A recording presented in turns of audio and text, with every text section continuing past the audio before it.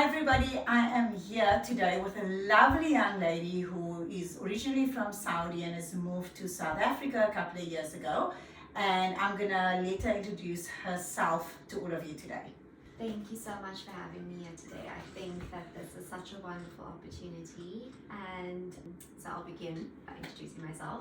My name is Zara and I'm 29 years old. I was actually born in Cape Town but moved to Saudi Arabia when I was 3 years old and did my entire schooling there and moved back here when I was 18 to start university. So been back in Cape Town for about 10 years and still learning to navigate the space. So first, let's go to the beginning for you, your childhood experience. Can you take us back to your childhood in Saudi Arabia? What moments or feelings shaped who you are today? I think in the world that we're living today, I feel like this topic is very relevant because so many people are moving out of their home countries and exploring the world and becoming third culture kids, which is what I am. And when I think back to my time living in Saudi Arabia, I still very much associate it as home. I think for me, a definition of home is where you've spent majority of your childhood and adolescent years. It's where you went to school. It's where you built your first sort of friendships and relationships with other human beings. And I think for me, still when I return, there are very specific things that trigger memories from my childhood. So things like smells and certain textures and foods and that sort of thing. So I think growing up with Saudi, things that stood out for me the most was being in a sort of global community where I always went to international schools, so I would be meeting people from all around the world, and I feel like that has really shaped my mindset and my perspective and the way that I develop relationships as well and the way that I approach people. So I think that's one thing, and then another thing is the fact that it brought I would say our nuclear family extremely close. Because we were there without like aunts, uncles, grannies, grandfathers, cousins, we were each other's whole lives and our best friends and everything. So I feel like it's the family component, but then also that global dynamic that living there brought for me and how that has shaped, I think, the way I perceive family relationships and how family is very integral to me and very important, and then also the way that I constantly crave interactions with people from diverse backgrounds. I think, I completely get that because obviously we've also lived around the world for a long time, and I think, for me, even coming back to South Africa now, it's more this for me than actually moving abroad. Moving abroad was easier for me to like find my way and to navigate the space. Coming back to South Africa, people have the expectation that that you have to now conform and become the way everybody else is, and a lot of people don't get that. When you live overseas, the amount of experiences and different cultures and people that you've met has completely changed who you are as a person. You now have different ways of life in your head. And as a human being, you're trying to just make sense of that. And you're trying to figure out what is it that rings through to me, what's authentic to me. And so you've taken little bits of everything that you've loved and you enjoyed, and you've taken it sort of, and it's become part of you now. And I don't know if you feel this, but I felt, when I came back to South Africa now, coming back, I feel like people think that I think I'm better than them because I lived overseas or because I traveled so much. And I always think I don't feel better than anybody. I just feel different. I think that all of us have differences. Even people who lived here all their life. I think we're just different. One is not better than the other one.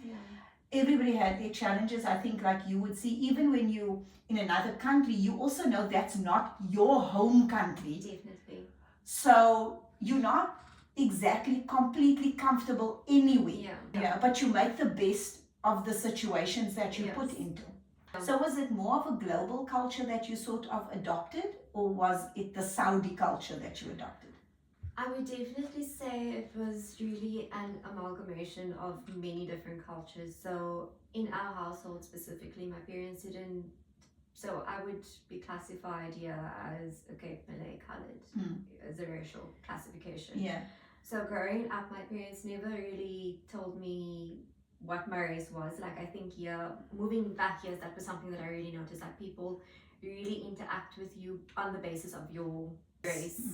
So just to give some more context, I lived in Stellenbosch for 4 years, and the interactions are heavily based on your race. So before people would even talk to you, they would ask you, but what are you?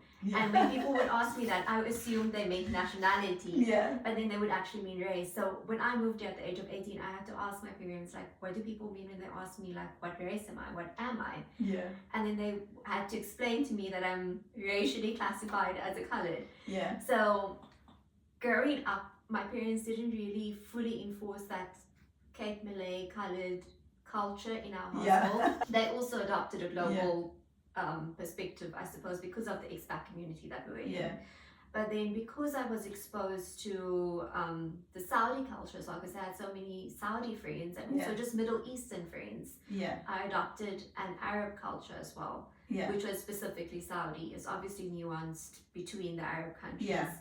So I would say I don't know what culture I have. I don't know where I belong, but I just know that for me, home, I associated as being Saudi because that's where my first friendships were, where my home was, where we went to school, where all my first memories and experiences took place.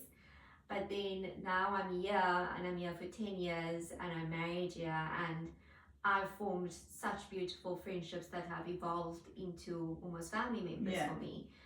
So there's also kind of like a disconnect with the family members that I do have here, because I do have aunts, uncles, cousins here, but I don't really know them because I grew up overseas. So for me, it was kind of navigating the space and forming new relationships with people who accept me for who I am. And I find the beauty in that, because that's now created a home and a safe space for me within those people. Not necessarily where I'm living or like in terms of house or city, but finding a home and a sense of belonging in people who accept you for who you are. And I think that's what I found as well. I get along very easy with people who are very open-minded. Same. Because I don't have, I've always kind of said this, it's very frustrating to me because I can accept everybody the way they are. You know, you can be in parda, you can walk around with a bikini on. I really don't care. And I connect with somebody's character and how they show up. So I find it, really hard when someone is, measuring me up to a standard and wanting me to be something else, because I'm accepting of everybody, and I feel like if I'm accepting you, you have to accept me the way I am. Because I'm not going to ask you to change yourself, but I also don't expect you to ask me to change myself. Because we all, navigating the world, and it's already difficult. The last thing we need is to be surrounded daily with people that's trying to mold us into something else that we're not. And for you, it must be very difficult because you started from foundation phase. Exactly. This is when your brain is being formed, everything's being formed. It's being, and so your brain is developing. You're taking all these things in, like, this is now my way of life. Yeah, exactly. And I think what is especially frustrating for me is that with interacting with people here, they're not open, or they think that their way of doing things is universal way of doing things and the only way to do things, and they're not open to learn or even try and listen to a different way of doing things, which I find especially frustrating. But I think that, as you say, because you interact with so many different people, so many different cultures, so many people from different backgrounds, you can interact with anybody. And that's what you learn. And I think that when I first moved here, I really, really missed international dynamic and interactions.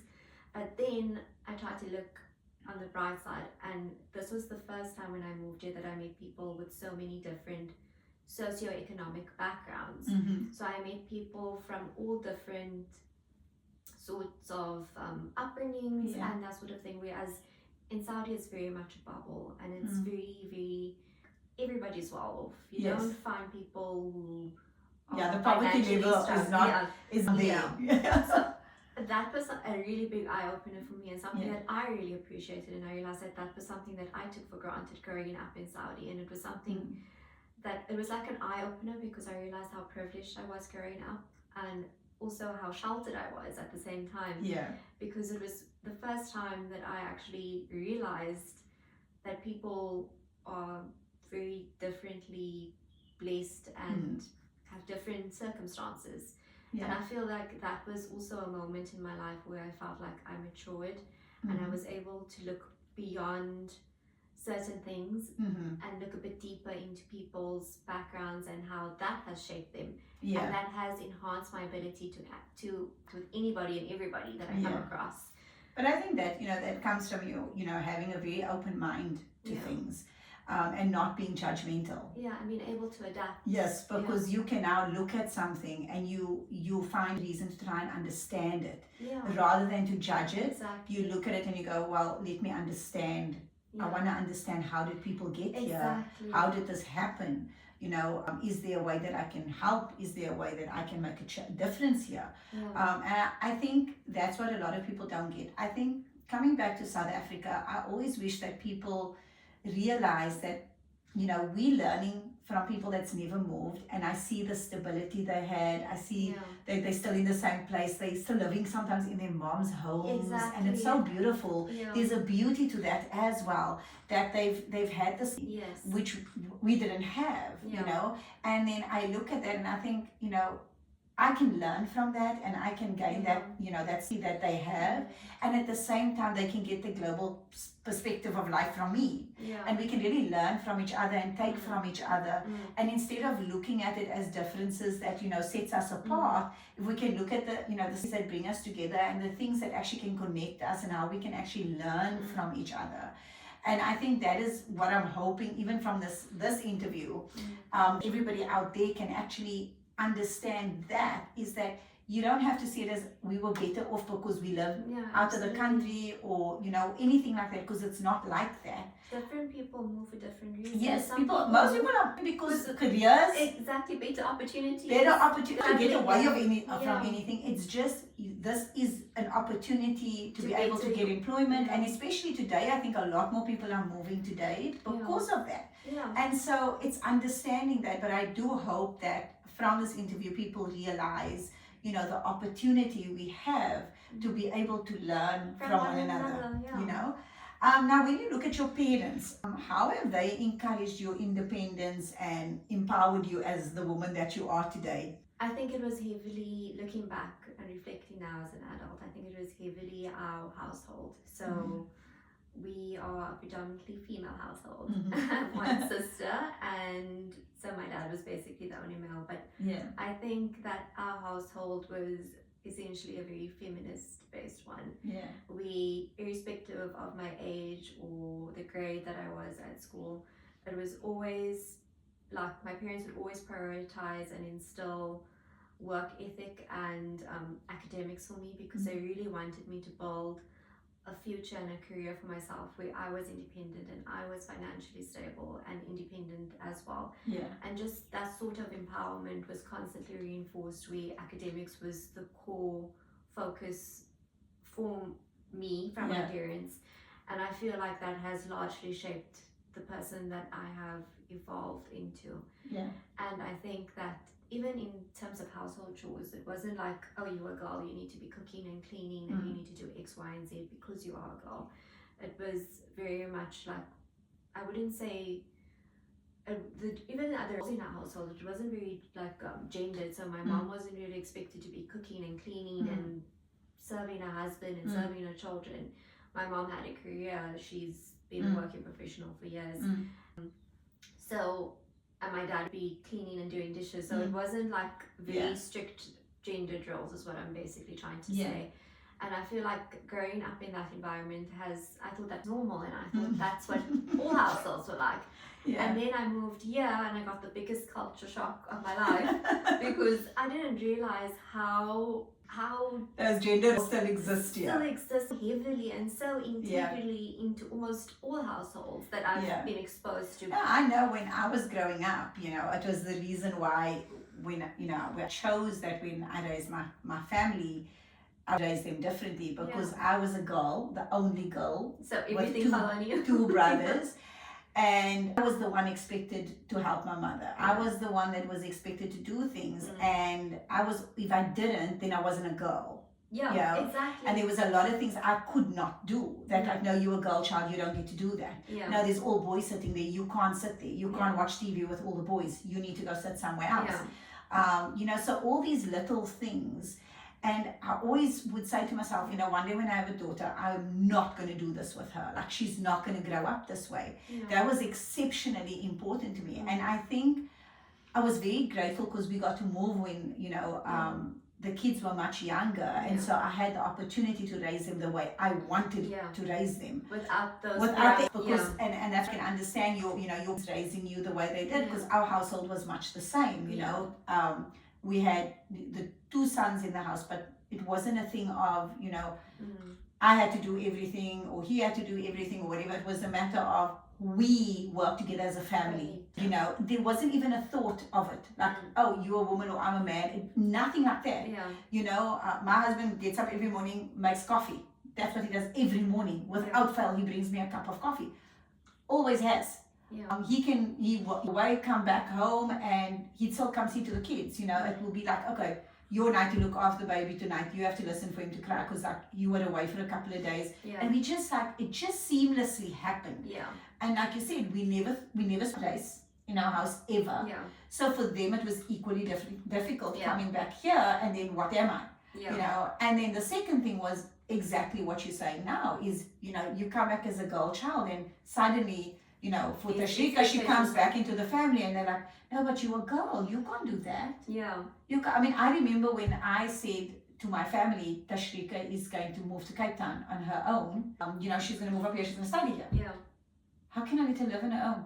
That was a lot of the same sort of backlash almost that we got when I moved. And I didn't even move to a different city, I moved continents. So from Java to Cape Town. And for me it was like, I don't understand, like what's the big deal, So for me it has never been a thing because I didn't want it to become something like that. And I think having the ability to raise the kids outside has given them a more open mind. And the boys now don't look and go, oh, but mommy, she's the girl, she must do it. We don't have that in our house. They don't know about that. They don't know about it, because for them it's like, if I say, Sean, go make coffee for visitors, he'll nag like any other child, but he'll still go do it. He'll and I know that's his role. That's his role. He's the coffee maker in the house. So and like for instance now in the house, I'll cook one day, Uncle Samir cooks one day, and then Hisham cooks one day. So everybody has a cooking day.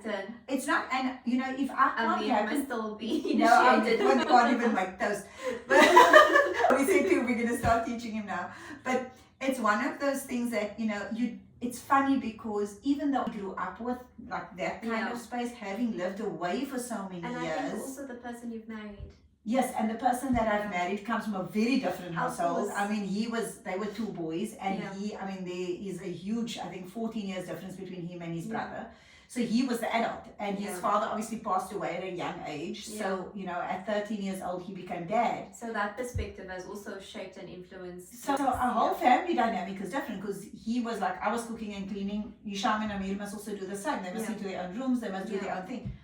So, and it's funny because it's you don't think of it, and like you say, you come back here. And that's very much how a lot of families operate. And you still you think it's funny because you believe in your head everybody's just changed like you've changed. And you come back and you realize no, it actually hasn't changed. No, absolutely. And I feel like obviously growing up here, I was still too young probably to recognize these things. But I think because of what I've studied and the area of work that I'm in, these things stand out to me like a sore thumb. And you asked me what was it like growing up in Saudi, and I feel like in all honesty that I had far more freedom to be who I wanted to be and who I am in Saudi as opposed to here. I feel as a Muslim woman in this community, I feel exceptionally oppressed. I feel like my whole identity is being dictated to me, and I feel like without it even like physically or verbally being said, I just feel like there are these expectations that are placed on you, and I feel like my entire identity is basically reduced to my ability to cook and clean, and that's it. Yeah. Beyond that, and that is sad to me. It's sad. It is extremely sad to me that in this day and age, yes, we're still stuck there. yeah, And people are hanging on to it for dear life. yeah. And it's like, we're not trying to, change the religion. What we're doing is saying, But we that's can not add even value. the religion. And that's not even the religion. That's The not religion even doesn't even say that. No, exactly. But if you put that up, I can tell you there'll be 100 different excuses. I'm not even going to go down the religion route. Growing up in Saudi, I would say the Saudi that I had growing up, their households are not like the households here where they were expected to cook and clean. Yeah. Their parents equally challenged them and pushed them to pursue the education and get careers irrespective of their financial situation. Yeah. Like growing up, I kind of lived in a bubble. I was exposed to very much the same sort of household that I was in. But in all honesty, I don't think it was a bubble. I think it was the way the world should be. Yeah. I think you'd be abnormal to grow up like that. That should be the normalcy for people. Yeah. Is that you live in households where everybody does their part, male or female. Irrespective of your gender. You know what I mean? Yeah. It shouldn't matter what And the gender also, is. Your ability to cook and clean is essentially a life skill. It's not Yes. the gender thing. Yes. Not the gender thing. Absolutely. It's a life skill. And I think firstly, I hate cooking. And I just think there's people that love cooking, there's people that hate cooking. Yeah. It's just one of those things. And for me, I used to say to me, she used to tell me a lot when I was younger, she would say, oh, you can't learn to cook, you're never going to get a husband because you can't learn to cook. Oh my you gosh, can't that's cook. everybody's favorite saying. I You also know? got told that. And I told my mother when she was the other day, I said, Mommy, I got 2 husbands. Obviously the men don't care if I can cook. But I think especially now, younger generation of men really don't care about cooking. They really don't. And also I think the types of foods that guys now want to eat is like smash burgers and ramen noodles and like bao buns and all those sorts of things. They don't want a bottle of like tomato beanie or whatever. Remember, I think what a lot of people don't get is back in the day, we didn't have all these global options available. Food, where you literally had sushi or stuff. I didn't learn about sushi till I left the country. I didn't even know it existed. Yeah. So to me, it's just, yes, the way things was great. There was a lot of wholesomeness in it. I think a lot of us sometimes look back and at my age now, I look back and I go, oh, I miss the simplicity. Yeah. I do miss the wholesomeness because we've become this digital age where, everything must look pretty so you can take photos and whatever. Back then, there was no cameras, no nothing. You just played. And just ate. Yes, and ate. And you miss the simplicity of that. And I always think like young kids today don't have that joy, that simplicity. So there are parts, I think, from back then that I do miss. But I also think that we've got a lot of other things that's come on hand. We've got global menus now that we can go and look and taste different foods and see different things and meet different people. The rest of the world. I feel like a lot of people are still stuck in their ways and they don't want to experience or get exposed to those things despite it being readily available for them. Yeah. And I feel like that is what also I find challenging because it's like I'm adapting and I'm trying to learn your way of life and your way of doing things. Yeah. But you don't want to even try to experience anything different from what you know. Yeah. And I feel like I have a challenge with trying to navigate and interact with people like that. Yeah. And no, I think people are essentially, fear holds a lot of people back. Yeah. A lot of people are afraid of change. Yeah, and complacency and things like being creatures of comfort. And I think if we go to the beach, the adults are together, the children play. Yeah. Our family was not like that. My children play, we play, their friends come, they play, everybody's together. Back in the day, it was adults separate, children separate. Yeah. Then, my kids grew up where adults and children do things together. You play board games together, you go out together because we lived outside of the world. We became each other's closest friends. Yeah. And so we have this wonderful relationship. But again, here, it's still very adults together, children together. Yeah. There's not the connection of the family. Yeah. And so that needs to change. And that disparity or distinction between adults and children also influences relationships between parents and children. Yeah. Because it kind of puts like a barrier between them, and it doesn't kind of foster this space where you can feel comfortable expressing. For instance, children maybe want to explore these global things that they can get exposed to or have exposure to, but parents are resistant, and they don't have maybe the safe space where they can speak to their parents and say, but I want to change the way that we're doing things, or I want us to play board games, or I want us to interact with one another. So I feel like that is still a very big dynamic of households in and I think community. Like your generation is now coming and starting to question it. You know, I mean, you're not the first young person that I've spoken to that have said, I'm struggling. You know, even other South African people your age, girls, are like, our family doesn't want us to change. We have to still stick to all the old traditions, the old ways of doing things, and they don't want to understand that we're different. Like, you know, a lot of people get married, and you know, the families are still so involved in that marriage, and these young people are just trying to find their way. Exactly. You know, and they've got they've got very different mindsets. You know, so it's so many young people are feeling like you're feeling because the older generation will not let go of what was. It's like this huge fear that if they let go this, they let go in who they are. And I think you can be you, but you've got to allow others to be themselves. Even if you don't believe it's the right thing, let them figure that out for themselves. Exactly. You know, I think that's so important. But let's go on to you being a third culture kid. So growing up between South Africa and Saudi Arabia, did you ever feel like you fully belonged anywhere? And I know you said earlier that, you know, you always feel Saudi is home. Do you feel it's home because your family is there and your family life is there, or because of the country itself? It's absolutely because my parents are there, and I hold all my childhood memories and friendships, and I feel like that was where I started to discover who I am. So do you when people ask you where you're from, what do you say? Difficult question. It ends up being a 5-minute conversation of me just explaining I was born here, I have a South African passport, I moved there when I was 3 years old, I did my kindergarten, primary school, high school, all there, moved back here for university. So it ends up being a whole conversation, but I don't know where I belong, to be honest, and I don't feel like I belong here, and I don't feel like I belong there. And I think increasingly as the years go on, I feel less and less like I belong in Saudi. I think the only association at this point in time that I have with it is the fact that my parents are there. A lot of my... Does that make it difficult for you, like not having a solid base? Do you find it difficult? Because most people, when you ask the question, they can say, okay, I'm South African, or I'm Capetonian, or whatever. Absolutely, it's so difficult because I oftentimes think about if I have children and they ask me where I'm from, I wouldn't know how to explain that to them. But at the same time, I feel like there's so much beauty and so much value in being a third culture kid, because you learn how to be agile, you learn how to become resilient. Absolutely.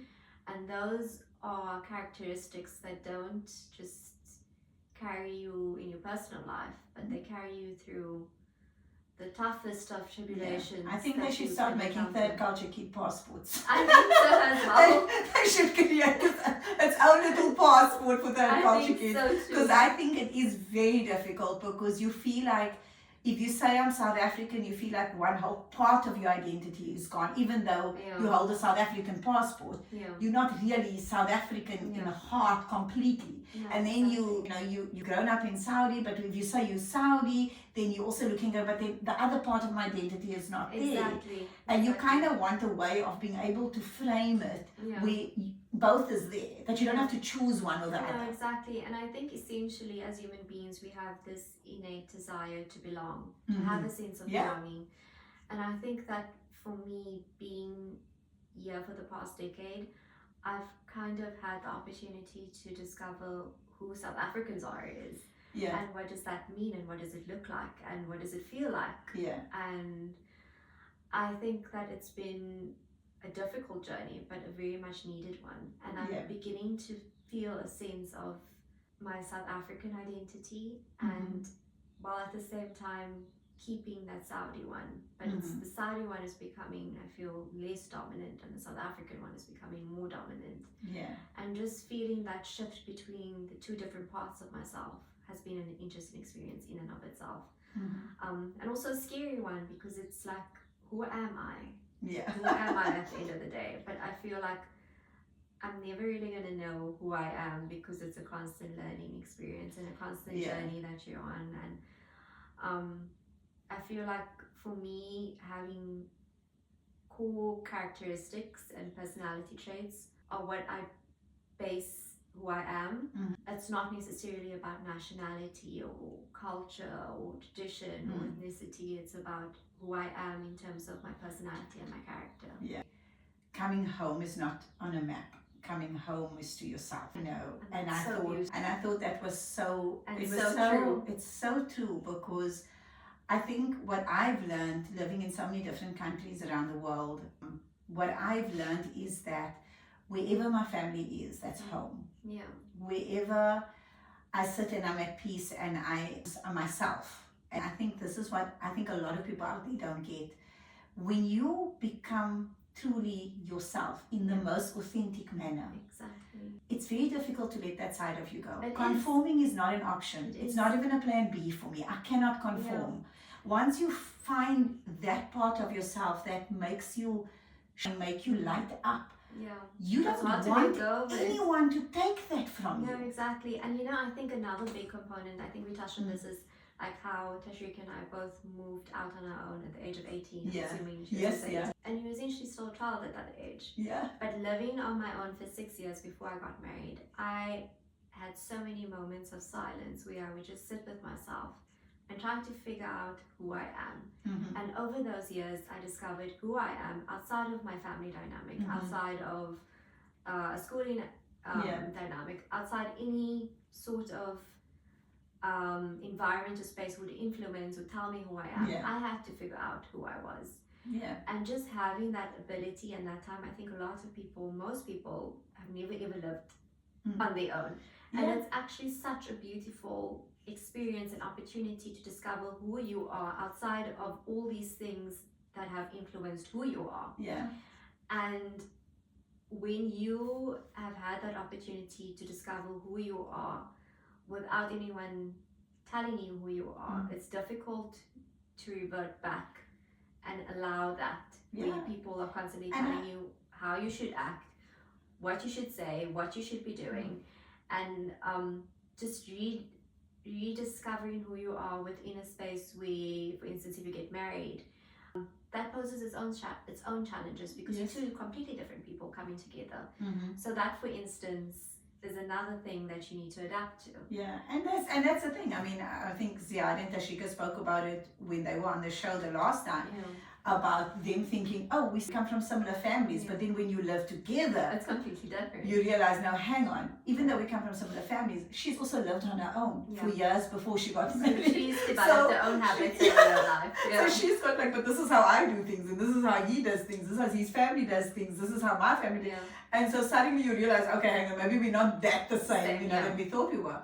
So that's why, for me, I think it's, personally, I think having gone away, having lived in the same community all my life, and then in adulthood moving away, for the first time in my life, I had to figure out who I was. Well, that's exactly what I'm trying to say. I didn't say it very well, but that is basically what I was trying to say. I've changed.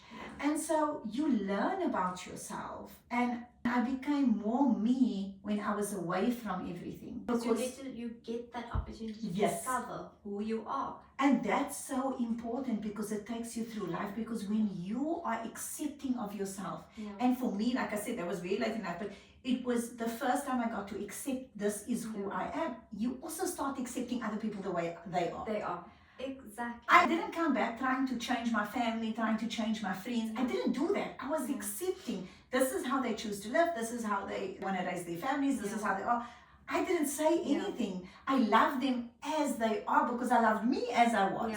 And you had the ability to be who you were. Yes, and I wanted that for everyone else. I wanted everybody to just love who they are and be who they are. I didn't want to change anyone, and I think this is the thing, is when you become really confident in yourself, you don't go around wanting to change other people.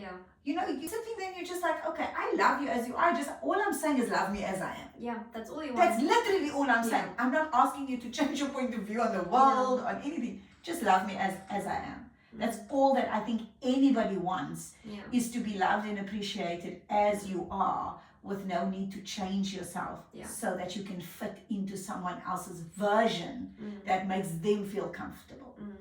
Now, how is it being a third culture kid shaped your perspective where it comes to life and work, or even community? Not just through interactions, but through like food and like how they celebrate birthdays, how they celebrate Eid, Ramadan, and those things have really shaped the way I also perceive Ramadan and Eid should be So what was just Ramadan like in Saudi? So Ramadan in Saudi is like festive time. So it's like they'll put up Ramadan decorations and like fairy lights and that sort of thing. So it's a very jovial sort of time. Okay. Whereas I feel Ramadan in the community here is a very serious, sad time.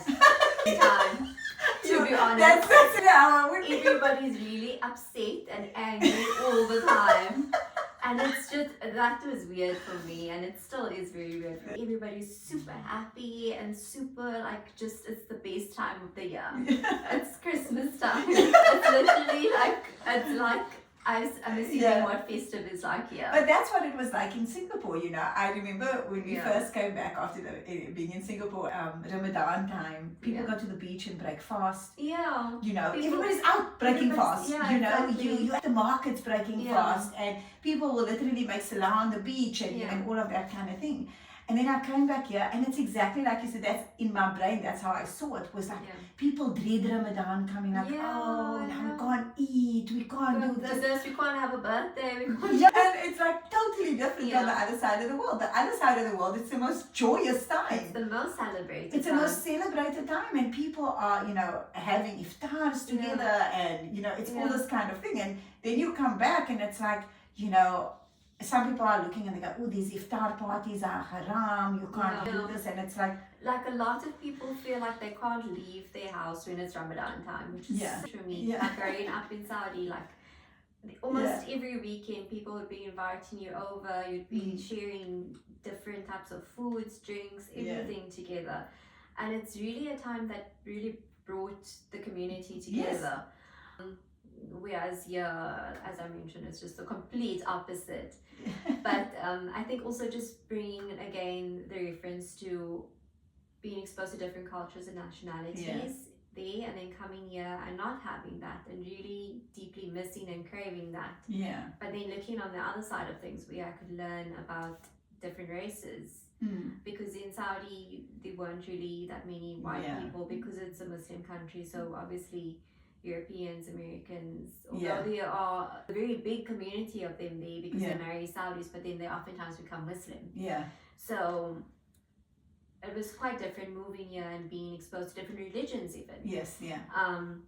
Different races, different religions, different, as I mentioned, socioeconomic backgrounds, people living in different areas in Cape Town. And then me getting exposed to that and learning from that was an equally beautiful experience, and something that I've learned to learn how to navigate the space I'm in based on my racial, religious, ethnic identity. And then on top of that, being a third culture. I mean, for me, I think it's the one thing South Africa has to offer that a fair few countries, actually, I think none of the countries I lived in that had the diversity of race and religion and cultures as South Africa has. You know, you go to India, it's Indian, you know, and it's not nuanced between you know what I mean. It's normal. You walk around the street, you see, you know, all the races, or it's just normal. So, and I always felt it was always a strength for me living around the world, that I didn't feel like it was the first time I'm meeting an Indian person, or the first time I'm meeting an Asian, you know, from Southeast Asia or Chinese or whatever. It wasn't the first time, you know, because in South Africa, we were accustomed to that. It's nothing new to us. And I think that's always what makes South Africa so special, is that we have that. And that's why South Africans, you know, we can be really friendly, because we've always had those kind of things. Older generations need to look at that and say, hang on, maybe it's time we let that go and we allow young people to just be and not make a thing about this, because we're the ones that's still making issues of it. Something very simple. A family member can have a baby and people will still go, oh, the baby's so pretty, she's fair. Yeah. Why are we still saying that? Yeah, why are we still saying that? So our older generation, I know that they don't mean anything bad by it. They're carrying it forward to other generations, and they need to realize that the words we're using, the things we're saying, future generations are going to still be using it. We're trying to eradicate it. We don't want beauty to be by a skin color or ethnicity or religion or whatever. We don't want character to be defined by those things. We want our young people to go out into the world and just see a human being. A human being, yeah. What we want to try to get to. Yeah, and I think that was a big thing for me moving here, and I think especially not even moving from Saudi to Cape Town, but moving from Saudi to Stellenbosch, where race was a very big and integral part of, became a very big identity. And it really did make me more aware of how sheltered and privileged I was growing up in Saudi, because there you're just seen as a human being. Yeah. And then I felt like moving here, initially it was just like seeing people as human beings, not because of your race or your ethnicity or where you come from. Yeah. What area, like in Cape Town, the area that you come from is a very big thing. The clothes you wear is a thing. The car you drive, all of those things, the shoes you have. It's very materialistic. Exactly. So, those are things that I had to learn to navigate, and I suppose it gave me insight into the way people are and why they are the way they are. Yeah. Especially in this country, and because of things that have happened here besides apartheid, right? But even with colonization. So I feel like when I meet, for instance, a colored person, it's interesting for me to spark a conversation, because I know that person is not a mixture between black and white. Yes. They're from most likely Indonesia and like Ireland and like the roots, like the actual. Absolutely. I mean, I look at my grandmother was Irish. My grandfather was Indian. So that's such an interesting aspect to a person's identity. Yes. And like you said, unique to South Africa because of its history. Yes. Which is a very sad history, but also a history that's built people who are truly a rainbow. And on that topic, let's go to your career now. Interesting career. How did you find your way into AI policy research, and especially focusing on gender and children? So I think I got into it based on my master's topic. So I was headhunted for the position, but my master's topic basically was exploring authenticity and identity development and a sense of belonging online. And I looked at it from the perspective of Muslim women influencers in South Africa, and how they have formed a sense of agency and branded themselves as Muslim women influencers on Instagram. And through their platforms, they are expressing themselves, and they have the autonomy to sort of navigate the online space and navigate who they are online. And I found it so interesting that digital technologies were enabling Muslim women, who are predominantly vulnerable and oppressed group, or perceived to be oftentimes oppressed. But these women are so empowered in their identities in these online spaces, and they have thousands, hundreds of thousands of followers, and people who look up to them, and people that they are influencing through their identities. And I think that has gotten me into the space where I'm in, where I'm looking at how AI, digitalization, and technologies are to explore who they are and to be who they are. But at the same time, my specific interest is ensuring that these digital technologies do not further impact or marginalize women's rights and the ability to enter these spaces where they previously were not allowed to be in. And then, as well as children, I absolutely love children, and I feel like a lot of the times they are excluded from these conversations, where digital technologies are oftentimes being used to inflict harm on them and abuse them, especially in cases of child sexual material and just abuse and harassment that's being done online with children. So that's how children kind of come into play. But I think majority of my work and my interest and my passion lies in women's rights and their digital tech rights. Yeah, and I think it's an important space to be in. I think today with AI becoming more and more prevalent in our everyday lives, it's no longer just something out there. And I think when I was in India and living in India and working with a lot of the children that come from spaces where they've been, sexually abused or molested, and there's actually schools in India for children that's actually being child trafficked and trying to get them reintegrated into society, which seems to be a real uphill battle because these kids started from like 5-6 years old being groomed for that. And when I went to the school there, one of the biggest challenges they said is that they can't put girl children in a male teacher's classroom because they would be very sexual with the teacher because it's all they know. And so it makes it really challenging to get them integrated back into society because they've been groomed from such a young age, and now at 14-15 years old have been rescued, now trying to get them to integrate back into normal society. They hope that they can make the difference that they can. But it is becoming more and more difficult because the child trafficking ring is just growing because of the online world. Exactly, so that's what I'm saying. Even if children, they have those experiences offline, it continues online and they get exposed to the content online, and these platforms like Instagram, TikTok, these platforms, Snapchat, where they are on, they're not protecting them. So that's why I feel very passionate about this, especially because I feel like children are so vulnerable offline, but then it continues online. And I think that a lot of parents are not aware of the harms and risks and the implications of having these children on these platforms without parental supervision. So that's something that's very important to me.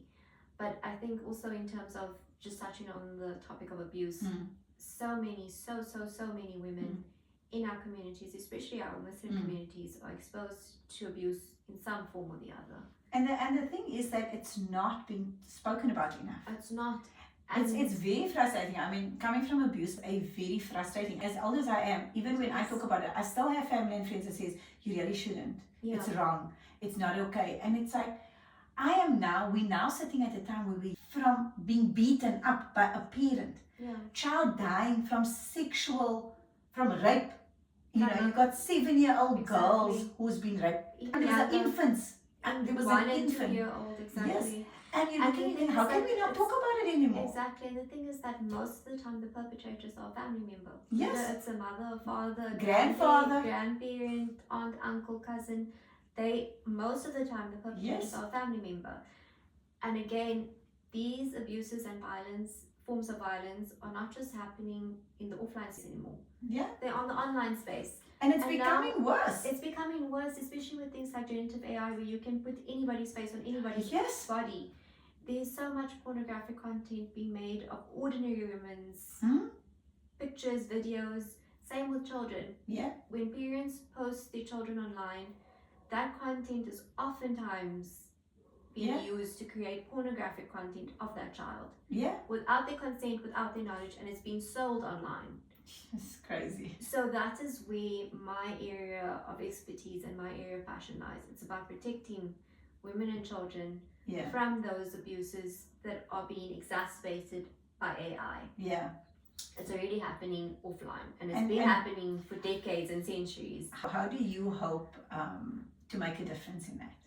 For me at the moment, it's through impact, and at the moment through policy implementation. And I feel like policy implementation is the fastest way to have impact and have real change on the ground for those people, because those policies have legal implications. And I feel so blessed and so honored and privileged to have the opportunity to, I think, just again, to go back where I feel like I don't have a voice and like my voice doesn't matter, to be in a career where my thoughts, my voice has the power to influence policy, not only nationally, not only regionally, but globally.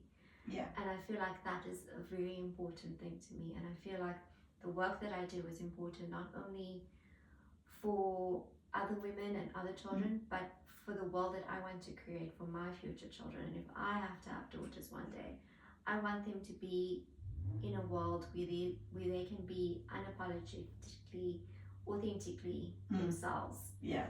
And they are not going to have any parameters or criteria that they have to live up to. And I want them to be offline and online and feel safe.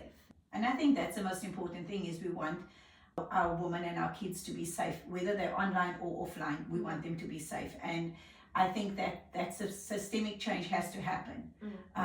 You know, I think there's those of us that try to do root causes, and we're looking at, we need to re-educate our girls, we need to re-educate the boys as well. At the same time, we need governments to start implementing laws and taking them seriously and start changing laws to adapt to this new online. That's the biggest challenge. It's the case that people think, oh, it's happening online, it's not real. Yeah. But at the end of the day, it has real life implications. Yeah. And that's where the sort of gap is, and that's where we need to be filling. And like you said, by going on the ground, starting at the bottom, doing literacy training with all sorts of stakeholders, like not just parents or government policymakers or children. It needs to be across the board. And I think most importantly, we have to start in our families. We have to stop turning blind eyes to things. We're going to start seeing it for what it is. And also educating your children from a young age about it, so that they can be empowered if they are approached by anybody who is trying to perpetrate or abuse them, that they can identify it and come to you, and you provide them with a safe space. That's exactly. Tell you about it, and not tell them you're lying or you're making up a story. Yeah, or don't. For me, it was always don't tell anyone. You're enabling it. The thing is that you're enabling. Don't think because you're turning a blind eye that, oh well, what can I do? The point here is that each of us, as parents, as mothers, as daughters, you know, we've got to take that responsibility on. That when a child comes to you, investigate it. Don't just push it aside. I think what else is the way that a lot of parents force their children, when they greet somebody, they must hug them and kiss them and all of this. Yeah. By doing that, you're taking away their autonomy over their own body. So that means if somebody must come to them and enforces touching them inappropriately, whatever, they're going to think it's fine, because they think, oh, it's not my body, my mommy or my daddy must tell me what I must do with my body. Yeah. So I feel like that is like a small thing. And we're also teaching our kids not to trust their own intuition. Exactly. Because I mean, I know, like all my kids when they were younger, there were certain people they would hug without question, just go and run and hug. Yeah. And there was others they'd stand like this. Yes, exactly. And if they didn't want to hug, I just left them because they didn't want to hug. Yeah. You know, it was okay. I didn't force them to hug. And I know, I mean, my parents were like that. Hey, go hug. And you know, like, I'm like, I don't like this uncle. I don't like how he presses up against me. I don't like the way he kisses me on my lips. And I don't like that. It makes me feel not good. But then you have your parents forcing you to do this. You're not sure what's right and wrong. And you stop trusting yourself. Exactly. And this is what a lot of parents don't get, is you're not just trying to control your kids, but you're also telling them don't trust that instinct that you have. Yes. And so, and I think that this is such an important topic, and I'm sure we can go on with this for ages. Because we're both clearly very passionate about children and keeping kids safe. There's really a lot to unpack, but I think we need to have another episode where we can talk about unpack it and talk about offline and online influences of child abuse. Yeah, absolutely. So, was there a moment in your career that reminded you why this work matters so deeply? Did you have like an aha moment where you saw something, experienced something, and you went, this is exactly why I need to keep doing what I'm doing? I feel like my career gives me value. It gives me a place where I feel like my voice matters and I'm heard. Whereas when I go back to my community and I feel like an invisible person, I feel like my entire identity is reduced, as I keep saying, to my ability to cook and clean. Whereas in my career, I feel like if I have a daughter one day, I want to show her that you can be in a male-dominated space. Yeah. So the AI space, the tech space is still predominantly male dominated, and I'm in that space, and I'm a Muslim woman of color. But what I'm saying is being implemented into policy. Yeah, that's a power that you have, right? It's a power that I have, and it's a tremendous power that I have. And at the end of the day, that's where I go to feel empowered. And I go there at the end of the day when I'm feeling down, and to remind myself I'm making a difference. And through me, I hope to inspire other women to enter these spaces, because I feel like, unfortunately, girls today are still encouraged to enter female dominated spaces. They're encouraged to become teachers, they're encouraged to become hairdressers, they're encouraged to become bakers, or fashion designers, or those traditional female roles. They're not encouraged to become mechanical engineers, they're not encouraged to become astronauts, they're not encouraged to become information scientists, they're not encouraged to become computer scientists. These are spaces where, as we said, women need to be in, because they bring a different perspective, they bring a different dynamic. And I feel like, for instance, with me being in this space, I am absolutely pushing for more work to be done to protect women and children. Whereas before it's just like, oh, we need to protect people. But again, people is tiered. So men are usually at the top. White men predominantly at the top. Women and children of color usually at the bottom. Women and children in underdeveloped, very precarious socioeconomic situations, even further at the bottom. So that is why I believe my presence in this space is important, and that's why I'm passionate about it, is because I feel like I bring a perspective that's needed, and it's one, it makes me feel alive at the end of the day. And I think that is really important. I believe there's a shift happening among women now that's starting to see how important independence is. They're starting to realize the importance of independence. Oh my gosh. And I think women are starting to realize a lot of abuse, all of this that they're going through is because they don't have that financial independence. Absolutely. And they're out. A lot of men think, I own you because I pay for your life, so I own you. Exactly. And so a lot of women are starting to realize that, and they're going, no, I don't want that. A lot of young girls are now looking at that and going, I want a different kind of life for myself. So it's great to see that happening. I think, funny enough, I think I've seen in the very poor areas, girls wanting to go out and do amazing things with their life.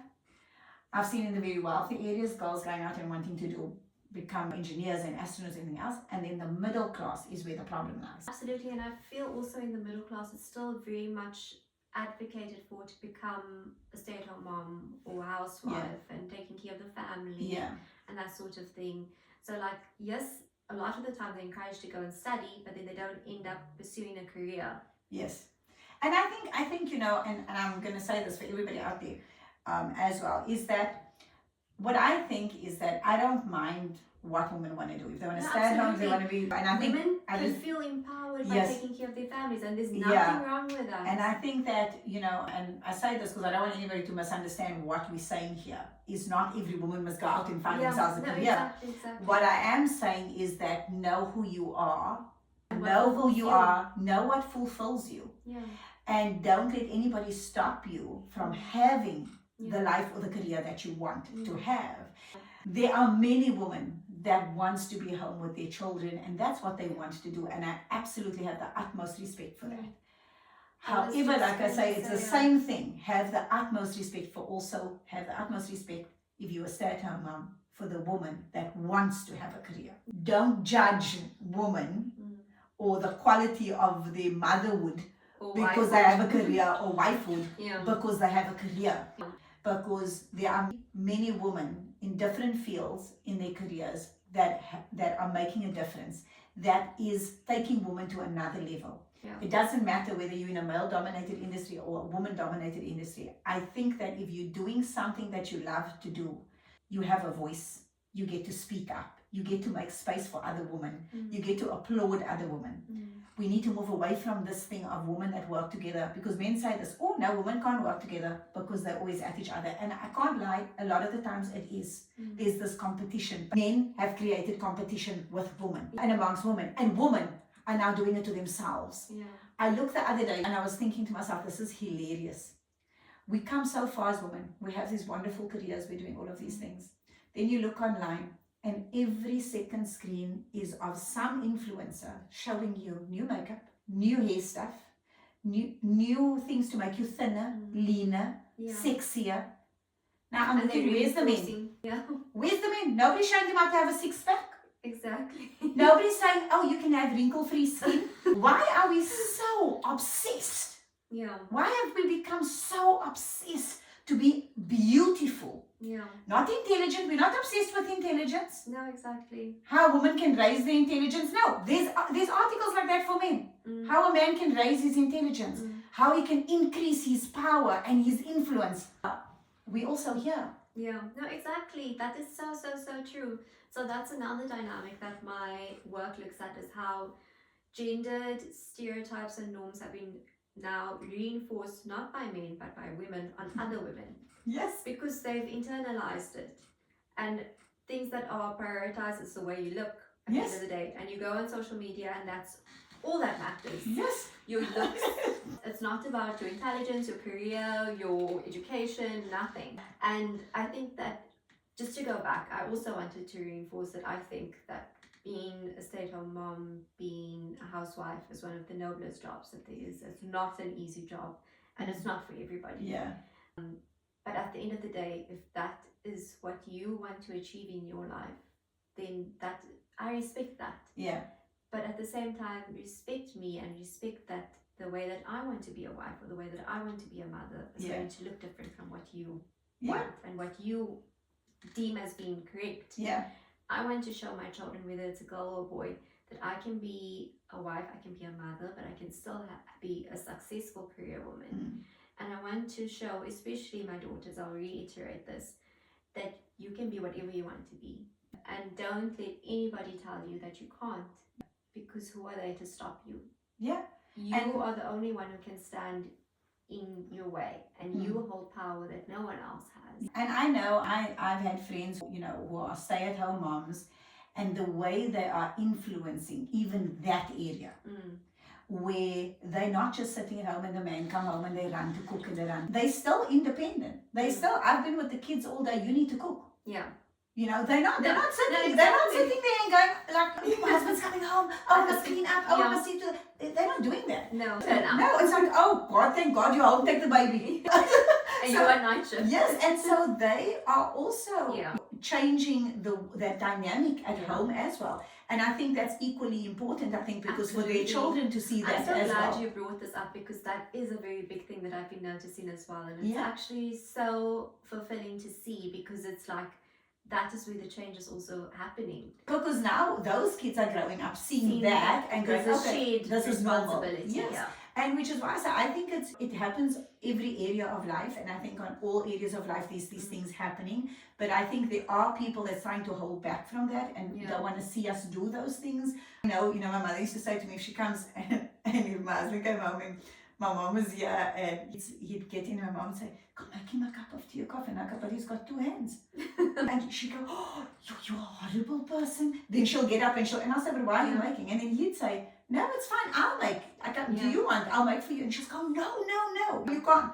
No, it's like, I noticed there's a really, it's almost taboo for, in older generations to come home and even, up anything. They must just go sleep.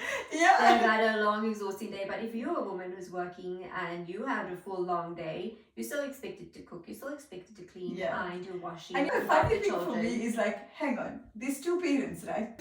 You also, I'm a mother and I work, I have my career and I do X, Y, and Z. You do the same. There's actually no difference between you and I, but you get to come home and you get to switch off from everything. If I come home, I have to switch back on. Now, I switch the career part off and switch mother or wife on. Whatever role on. Yes. And it does come very naturally to us, especially those of us who has grown up that way. Yeah. And so you have to physically stop yourself from doing that and realize, oh, hang on, I'm doing this again. I'm not continuing the cycle. You have to break it. But I think that there's such value in, the new generation taking ownership of that and saying, I have a way, even if I don't want to work and I want to raise my kids, I have a way of actually ensuring that my children grow up balanced in the way they see the world and the way they see, different genders and all that kind of thing, that I don't have to put this on them. This is my way of creating change. This is my way that I can change the dynamic. And also, at the end of the day, you need to do it from the perspective of it benefiting them at the end of the day. Not, you don't know if they're going to get married, you don't know if they're going to have a family. At the end of the day, whatever life skills they are acquiring through their childhood and through their adolescent years, that's to serve them long term for themselves. Yeah. You don't know where they're going to end up. Yeah. And I think, again, like I said, this is another topic we can talk about. And I think all of you really want to change the world for the better. Yeah. You're not trying to take anything away from anyone. You're just trying to add more value and make sure that women are protected. And valued. And that is so important, and it's very important to me, and I'm so grateful that there are women like you out there that's doing this work, truly. Now let's go to your community, since we were on that topic now. Returning to Cape Town, what tensions did you notice between your independence and the expectations of the Muslim community? And I say Muslim community not because it's standalone. I'm sure there's other communities with the same problems, but we are making it very specific because we're talking to someone who's in that community. So I just, before somebody come and say, oh, why did you have to say the Muslim community? This is not a generalized topic. This is very specific. To my experience. Yes. And I happen to be Muslim in the Muslim community. Yes. So Yeah. here we are. Yes. I think we've touched on this, but for instance, when I was staying in Stellenbosch, I would oftentimes come to Cape Town and stay with different family members, different aunts, uncles, cousins, whoever. And then there would be other like cousins, males, whatever in the household, but then maybe I'm the only girl there.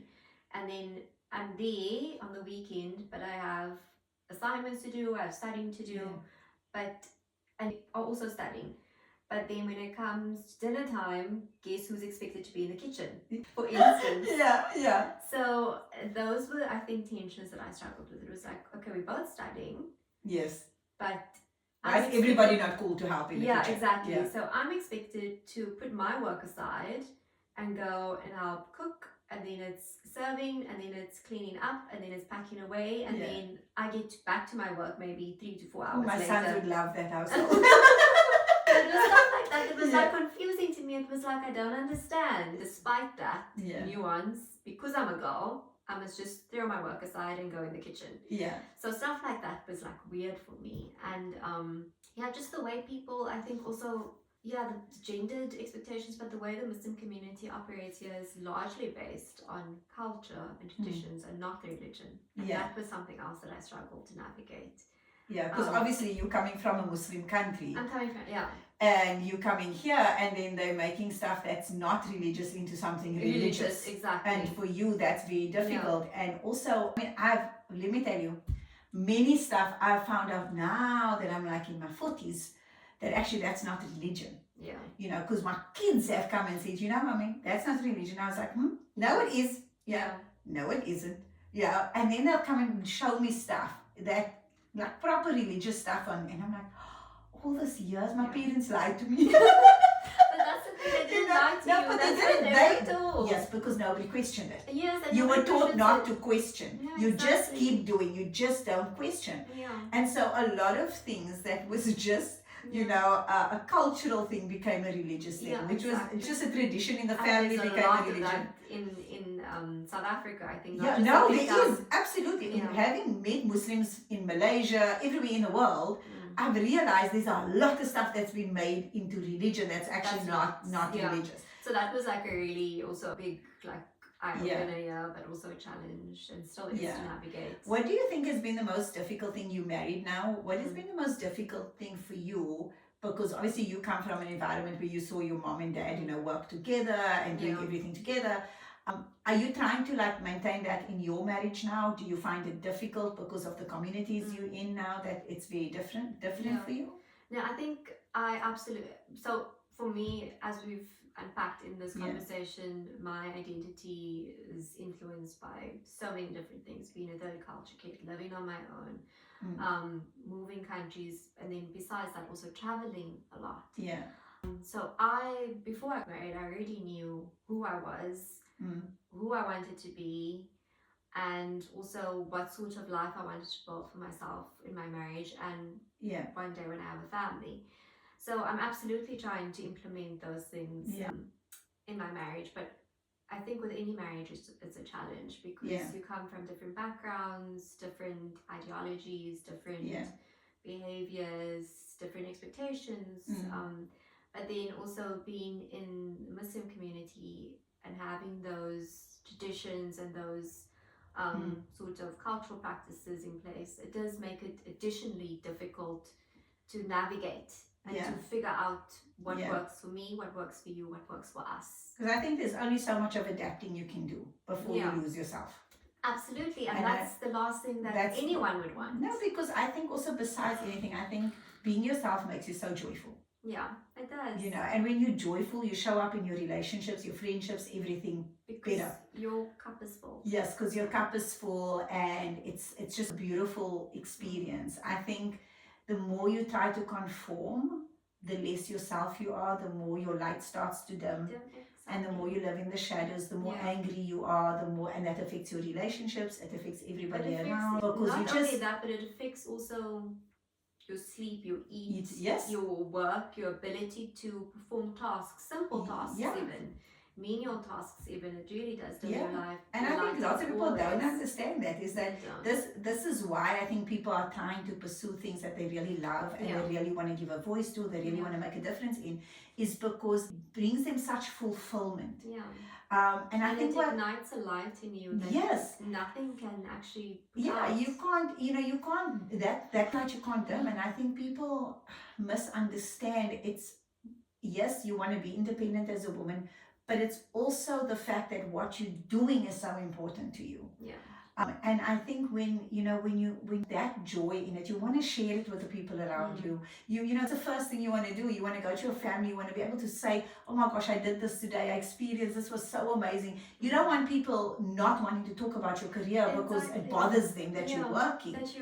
Absolutely. You know, and so now you have to keep this whole section of your life to yourself. You really want to share. Exactly. And also like people who possibly don't understand what you're doing, but also don't want to understand what you're doing. Which makes it equally difficult. And it's also like, oh, but you're so like, why are you even in this space? So like, for instance, before I got married, while I was still studying, I was doing honors. I'll start from the very beginning when I was doing my undergraduate. People were saying like, oh, it's like, I use this degree, why am I doing that degree? And like, I would get those sorts of comments. And then when I did honors, it was like, why are you doing honors? You're just going to get married and have children and stay at home anyway. And then when I did masters, I got less and less of those questions and more like questions around what work would you even want to be, or would you be doing with this sort of masters? And now that I'm in the career that I'm in, those very same people don't even ask about my career or what I'm doing. They just ask, what do you cook? So it's like, what do you want from me? Like literally, what do you want from me? What am I supposed to be doing? Because that's all you thought I could ever do and achieve.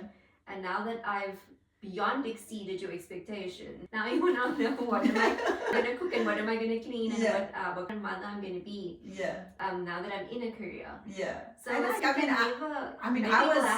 I was a single mom with 2 kids at one point, divorced. Nobody spoke to me. Everybody thought, I was crazy. Why did I get divorced? First in my family to get divorced, all that kind of thing. And so I had a whole stigma around me.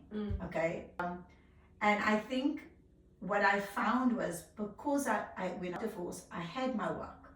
And I had my work family. When I came home, I was so joyful with my kids. Because you had your cup full that work. Yes. I had my cup full. I have that time out.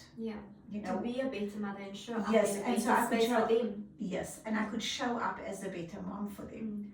I've always wanted to work because, I've seen my mother's lack of independence and what that did in her life and how she was forced to stay in a relationship that was loveless, and I never wanted that for myself. So, and so it became exceptionally important to me. But I still feel that as women, we still have to explain ourselves as to why we're working, not just because we want to. And even why we are wives the way we are, or Yes. why we are mothers the way we are. Mm-hmm. And I feel like that justification is something that men never ever have to do and never have to be held accountable for. Why are you a husband the way you are? Why are you a father the way Nobody you are? measures them to anything. There's no expectation. They don't get questioned about anything. Which is why I always think, men go to work and they beat themselves at work. They come home, they beat themselves at home. Exactly, but you have to constantly be changing to adapt. Even when we were, I find that yes, really and you go workplace, you have to prove yourself 10 times over. Yeah, exactly. You got to prove that you can be as professional, you can be as strong, you can have as powerful a voice, you can do all of it. You got to give yourself more than any man has to prove himself. Then you come home and you got to prove yourself again. Can I cook as nice as someone else? Can I make that lekker pot of biryani like someone else? Can I, is my husband happy with me? Yeah. Like, you ask me, am I happy with my husband? Exactly. Your husband seems happy with you. Or you hear this, you're so lucky you have a nice husband. Yeah. What do you mean I'm so lucky? Exactly. In the first year of marriage, that was a question that my husband and I would get a lot. Yeah. Or he would get a lot. It's like, is Zara cooking nicely for you? Is Zara looking after you? Are you happy with Zara? But I was like, we don't question. Yes. No, we don't get it. We're just expected to do those things. Yeah. And we're just expected to be happy. Yes, and to me, it's it's always been, and I joke about this, and I always say, I'm so grateful I married a white man. No, I can understand. It sounds horrible. It sounds really horrible. Why. But I really am, not because of race. I'm happy I married a man that grew up in a home where he was taught to take care of himself. Yeah. And where he was taught a sense of responsibility, not just in financial commitment, and that he had a mother who worked and was a single mom because her husband died, and that he showed up and he was there, a caretaker a father figure for his brother. He was a partner to his mother, helping her in the house, cleaning up before he went to school, doing all of those things, which made it so much easier now for me, because now I have a husband that has no problem, going and cooking up the food or making coffee for visitors or any of those things. I don't have that. Yeah. If he sees I'm busy until late with work, he just naturally will go do stuff. Yeah. I don't need to say to him, will you? He will do it because he'll see that I'm busy. Or he'll come to me and say, I'm going to make something for supper, right? I see you busy. What must I make? And if I see he's busy, I go do the same thing, and so it becomes an ease. And unfortunately, it's not like that in every household, because I've seen, even in my own family, how I see that man just sitting there and he's just eating whole time. Exactly. That wife is making tea and coffee, putting it by him. Frying the samosas, putting it by him. She didn't even eat yet. She didn't eat yet. And her friend's sitting there, and she can't even have a conversation with her own friends because she's busy hand and foot for all the other men. And it's like, what the heck is going on here? Yeah. Sadly, many households are like that. Yes, and so for me, like I say, it's understanding. I don't think I will ever really get it. And I do think that we've got a lot of work to do as women. Yeah. We need to start encouraging our women and supporting them through these times, rather than holding them back and telling them this is not right, or this is not what you should be doing, or just ignoring them completely because they're not living life according to the way you deem correct. But I think, as you said, it starts from a young age, not just at an older age. Yeah, and that's why I say it's, even the stay-at-home moms, they might think that you can't do anything. You can, you can create a different environment for your children at home. Now, how do you navigate the moments when your beliefs or career path clashes with traditional expectations? I do not have an answer to that. I'm still trying to figure it out. I feel like in times where I'm uncomfortable or where I'm facing a challenge, I just go quiet. Mm-hmm. And I feel like during that silence, I start analyzing everything and I start trying to find an answer. Mm-hmm. But still, a decade later, when I'm faced with those traditional cultural challenges, I still don't know how to navigate it. And I think that it's still a challenge for me to kind of overcome, and I'm still trying to learn how to overcome them and how to approach them Mm-hmm. in a way that's still respectful to the people who are Mm-hmm. enforcing it. Yeah. Because the last thing I want to do is seem like an arrogant person who thinks that I know better or that I know um, a, a different way of doing things that is maybe appearing to be better than what they're doing. When at the end of the day, I just want to find a way of still remaining comfortable and doing what I know for what I grew up knowing, while still being in a space where people are doing what they know and what they know as being right. I think, I think as you get older, firstly, as you mature, you become more confident with who you are. I think what has helped me is understanding that, firstly, that not all battles are meant to be fought. Yeah. Sometimes you got to know that there's nothing you can do about someone. Yeah. And just be comfortable with that. That I'm not going to change the way they've done things for the past however many decades. I can't change that. Yeah. But I'm also not willing to change me. Yeah. So we're going to have to let bygones be, because none of us are going to shift. And I think as you become more confident with yourself, you let people say what they want to say, and then you let it go. Yeah. Because you just got to know you don't have control over them. And you also don't have to change. Yeah. And I think also something that I'm really trying to instill in myself is what other people say about you or to you is none of your business. It's not. Really, it isn't. Yeah. Not your monkey is not your business. It has nothing to do with you. It's got nothing to do. People. It's usually projecting, like people projecting their own insecurities or their own stuff. It's their own stuff. I do it myself, right? You know, when you're in a bad mood. Yeah. You say things that you're feeling about yourself, you project it onto the person you love most. Most times it's our husbands. Yeah. We say it back to them.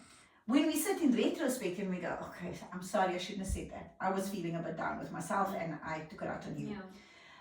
The reality is everybody's doing that.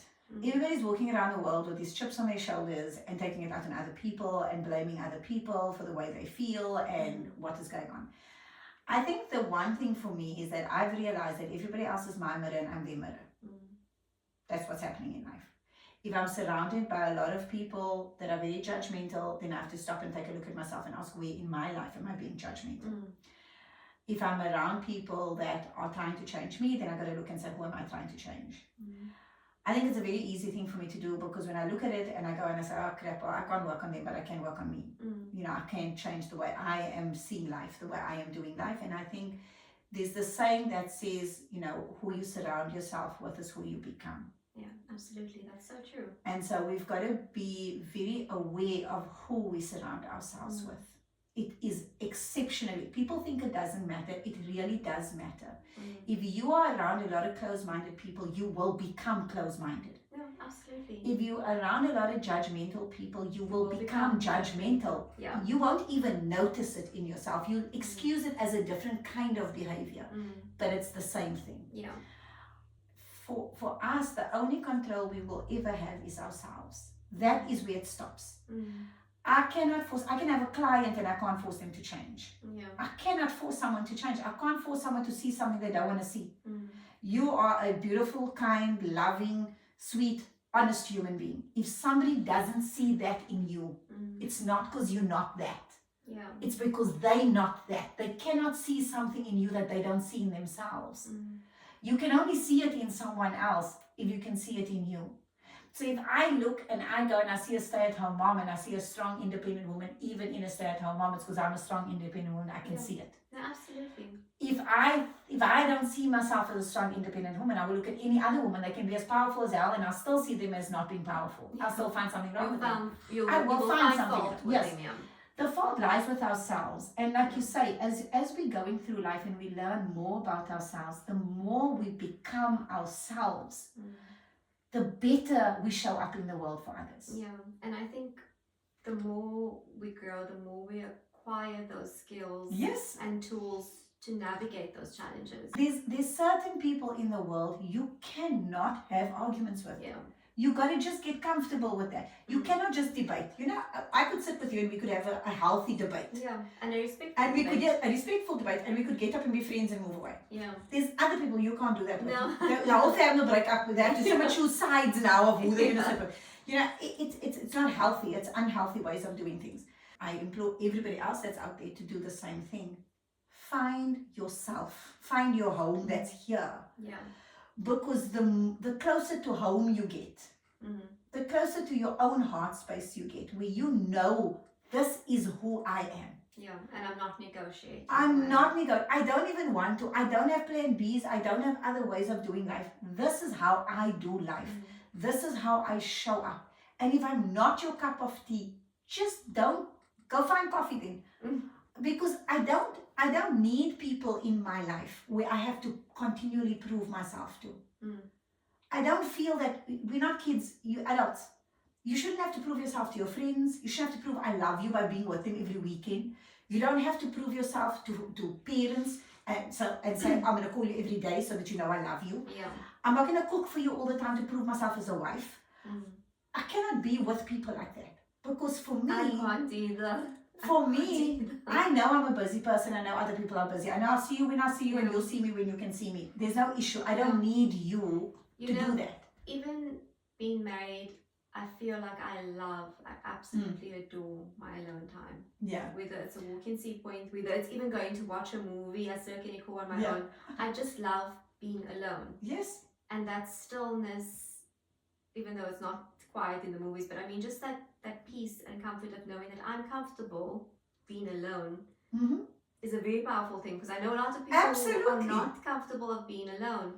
And for me, I like you said, it's difficult in adulthood to navigate friendships, because some people still expect you, oh, every day you're going to text me, every day you're going to call me, every weekend I'm going to see you, and it's like, I can't even text my kids every day. I can't even text myself, so it's like, I don't have the capacity to fill your cup, because on the weekend I just need to sit with myself. Yes, and this is the thing. I think in today's time we need that alone time. We need that me time. We need to refuel our systems and reflect. And I always like to reflect on myself. How can I be a better person? Where do I need to improve? What do I need to improve on? And this is why I don't feel the need to get other people's opinions in my life, because I feel that the more connected you are spiritually to your maker, the more you understand life. Yeah. The less the noise around you bothers you. And I was going to say, the more calm you become. Yeah. Yes, because you become more centered, because you know that's the one I talk to, that's the one I go to, that's the one I say everything to. Also the one constant in your life. Yes, and it's you know that everybody else can leave. Yeah. Everything else can go, but you know you always have that, and when you have that, you have an anchor that keeps you there. And I think that is something I would say that is one of the main things I use to navigate, to answer your question. That is one of the main things that I also turn to navigate the space and to cope with the space. Yeah. I feel like everything you've said really resonated with me, because I can completely relate to that. Yeah, and I think also, you know, your maker have a purpose for you. Yeah. You know, he didn't give you the strengths he gave you for no reason. He gave it to you because there's a difference you want to make. He put you in the career you're in because there's something you have to do there. He didn't put you there, you didn't get there by chance. You were raised in the way you were raised so you could be who you are today. And you know, even if I think about it, the first few years of me moving here were incredibly challenging, really, really difficult. And if I think back on that time now, it was like the most difficult time, and I never thought that I could overcome it or get through it. And I can see now in certain challenges in my personal life that I'm facing why I had to go through those challenges, because it was essentially to equip me to get through these challenges. And I'm sure that what I'm struggling with at this moment in time is equipping me for something that even greater in the future. Yeah, because the work you're doing, you're going to need a set of armor around you to be able to just help you through it. Because you're going into territory that we know is huge. Yeah. You know, when we look at the things that's happening to children and women, you got to go up against men with that. Yeah. And so standing in your power, standing in your truth, in your authentic self could not be more important for you. And so yes, everything around us is molding us for that. For that the job that we have to do on earth. Yeah. And at the end of the day, it's to benefit us. Yes, it is. And not only, I feel, not only for this life, but for the life after. Yes. And the year after. And I feel like, just to go back to your question about why I do this work and why it's important to me, it's because I feel like I want to, I've always made and prayed for a job that benefits society and benefits people and fulfills my responsibility as a Muslim, not only in the community but on this planet. Yes, yeah. And I want a job that will benefit me in the year after as well. Yeah, and it does that. I mean, when you can change the lives of children and women and put policies in place that protect them. I mean, that goes on for decades. You know, that's a huge difference you're making. And I think people need to be more supportive of that, because that is also a charity that you are giving, and people need to understand that. Oh, okay. So let's look at being a woman in what was a very, and still is, a male-dominated space and career that you found yourself in, because it's mostly dominated by men, right? Have you found your voice in these rooms? So I am really lucky to work at a company that is very, very female dominated. I think we probably have only 4 male staff. Okay. So everybody, the executive director, deputy director, operations director, all the directors and management are women. Yeah. So I think I'm very lucky in that sense. But where I find the challenge is oftentimes when I'm invited on a panel, for instance, and I may be the only female, the only person of color, the only Muslim person, and then also I'm like probably 20 to 30 years younger than these men. That's a whole other story. So then oftentimes it's like I need to work, like we've been saying, 10 times harder to prove that what I'm saying is as equally or maybe even more important than what they're saying.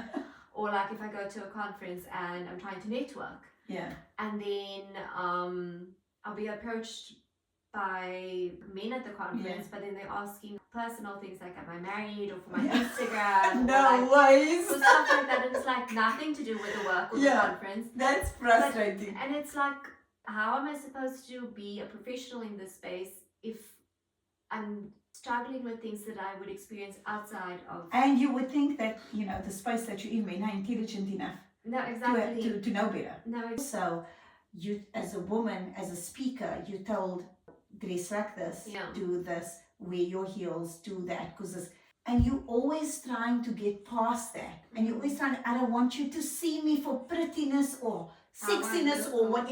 I want you to hear the words coming out of my mouth. Exactly. Why can a man come there with a belly, his shirt so tight, in every little roller showing on him, and people still listen to what he says? But as a woman, you can't come out, you have to come out dressed perfectly, hair perfectly, to be taken even a little bit seriously. So let me ask you this, when you face pushbacks or self-doubt, what gets you back on track? I've been struggling with that a lot lately, to be honest. I think just going through personal challenges and just life and everything it comes with, I oftentimes forget my purpose. And it takes me a while to get back on my feet when I get knocked down. And I think that things that do remind me are my work.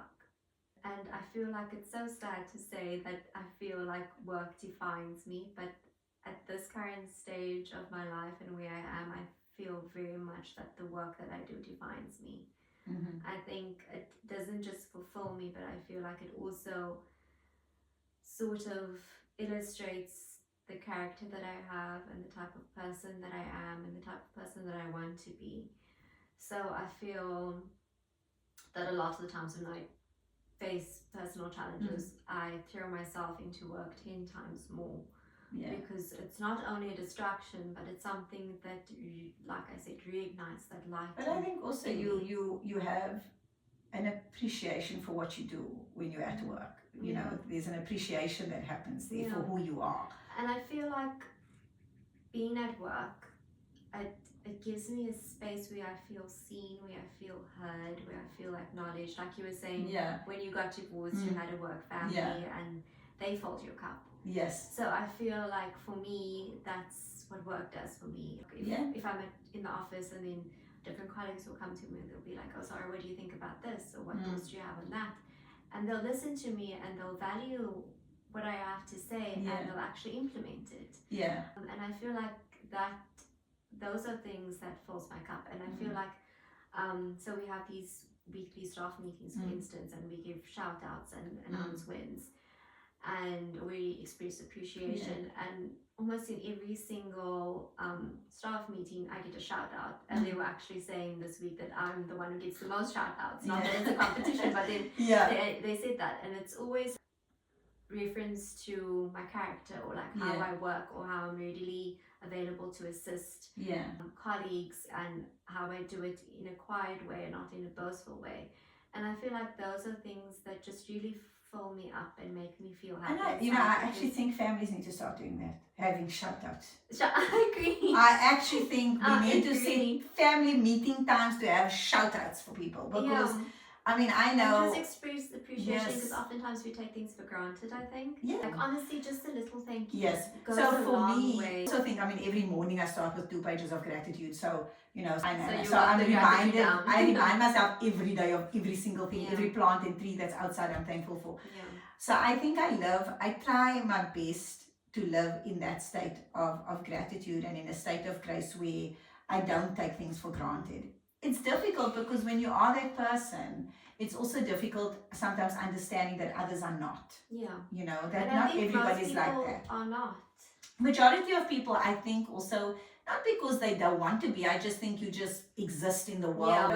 You overlook those things and life gets busy and all of that. Everything's a celebration in our family. That's how it was for us as well growing up. Yeah. Like with our nuclear family in Saudi, literally everything was a celebration. Yeah. Even if it was like end of term. Yes, and you get the report. And then my mom and I had this tradition of jumping in a circle. Yeah. So, for example, and it's little things, right? And it's exactly. And those are definitely things I want to implement in my own little family, because it's those small wins and shout outs that make you, or like just remind you what life's actually about. It's about living. And about living in the moment. And I think I always look and I think, if I want someone else to show up in my life this way, I have to show up this way. Yeah. I can't expect it from others what I don't expect from myself. I have to have the same expectation from myself. So I try to be the same person with everybody I meet, irrespective of how they are with me. Because I always believe that you should not down your own spirit and your own character because someone else's character is not where it should be. And so I'm not going to let people bring me down to a level that is not for me. And I think that's really helped me in my life. And I think it's just becoming really confident with who you are as a person. Yeah. Have that true belief that, for me, I know and I go, Allah sees me. He sees me. He sees the pain. He sees the hurt. He knows my intention. He knows my intention is not to hurt others. He knows my intention is to help. He knows my intention when I go out and I work and I speak and I give a voice to things. He knows that my intention doesn't come from a bad space. Yeah. It doesn't come from a darkened heart, and the same as you, right? You're not coming because you want to change people's perceptions or religion or beliefs or whatever. All you're doing is saying, I just want to be loved for who I am. Exactly, and accepted. And so I always think Allah knows that intention. So I don't have to prove to anybody, and I don't think you need to prove it to anybody. I think you got to build that relationship, let that relationship with Allah become so strong that the voices around you just get silenced, because it can bring you down. And it also, people don't realize this, but it can ruin the relationship you have with your maker. And so they don't understand the power in their words and the power in what they say and what it can pull you from. And so never let it get to that. I've always said, people can say what they want about me, I'm not going to take notice of it, because I know who I am and I know my intentions in what I'm doing, and I know that they come from a good place. I know that. I don't need to prove to you that it comes from a good place. And I don't think you need to. I think that you will eventually get to a point where you go, if I'm going to be around someone that I have to continually prove myself for, it's not for me to decide, it's for them to decide whether they still want to be around me, because I'm not changing. So if you don't want to be around me, I respect that. I don't hate you, I do not like you, I don't whatever, I respect. That's your choice. And that's it. And you got to let it go. But yeah, so let's go but to your reflection on the last part of this show. Your reflection and empowerment now. How do you define authenticity for yourself, especially now when others' expectations feel so heavy on you? That's a tough question. I think that authenticity to me, I would define it as being true to myself. And I think that being a Muslim woman and being in the Muslim community, there are a tremendous amount of expectations placed on you, as we've been discussing. I've yet to find a way to manage it, but I think that for me, all I want is to be true to myself at the end of the day, and I want to be true to the person that I've worked so hard to become, and I want the sacrifices that I've made to leave my family, move here, live on my own. I want them to be worth it. And I don't want to let myself down, my past self, present self, future self. So I think as I'm getting older, I'm becoming better at learning how to balance and manage expectations, but I haven't yet managed to master it. Yeah.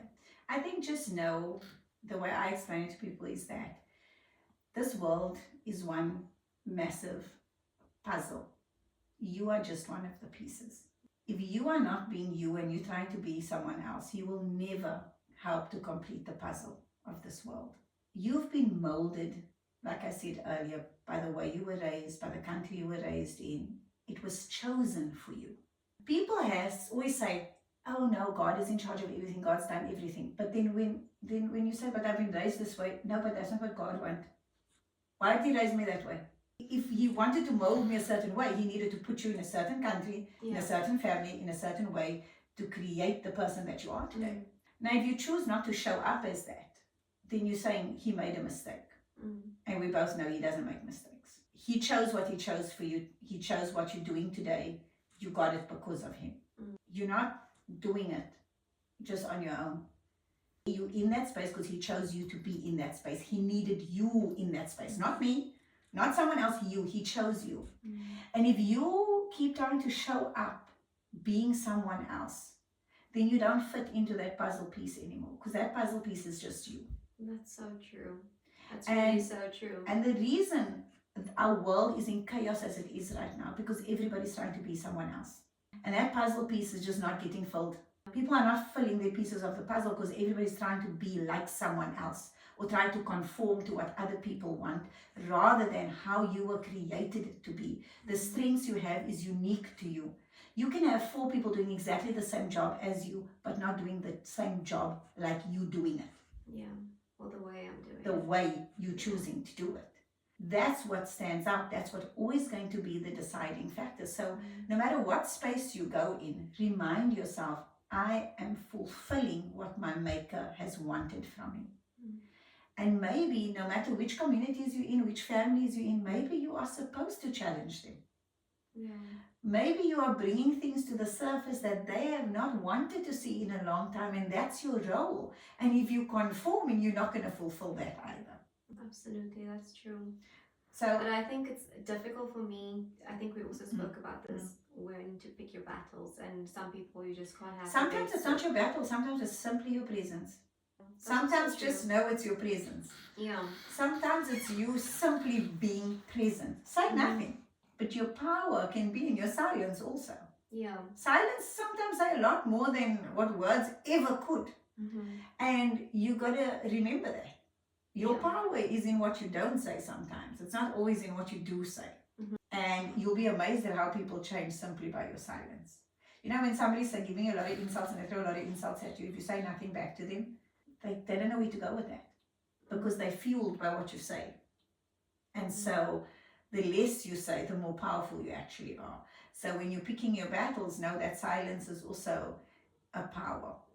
It's not always fighting, sometimes it's just letting go. What advice would you give other young women who's trying to balance tradition, faith, and independence?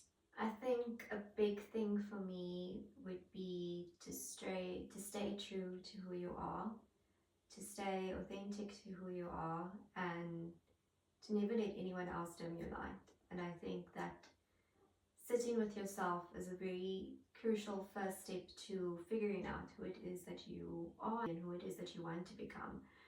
And don't let things like, I don't know, your parents, your siblings, your spouse sort of dictate who it is that you should become. Don't set limits for yourself, don't set boundaries for yourself. Place yourself in uncomfortable situations because that's when you will learn the most about yourself, and you will learn what you're capable of. You will learn your strength, you will learn about your power, you will learn about how resilient you are. And I think that that is a very important thing, and I think a lot of people aren't placed in those uncomfortable situations where they are forced to grow or they're forced to change or discover new things about themselves. And I just think that there's a long way to go. Women mustn't become complacent. Our freedoms were fought for. We got our foot in the door. But now we need to own the space. Yes, we need to own the space now. We have to action. And it's really important that women take up space. And that they project their voices in those spaces, and they ensure that they're heard in those spaces. Absolutely, and because we have so much value to add. Last one, looking ahead, what legacy is it that you hope to leave in the world, both professionally and personally? I think for me, professionally, it would be to make or to influence actual impact and actual on the ground changes in people's lives who are struggling with the issues that I'm addressing through the research and the work that I do.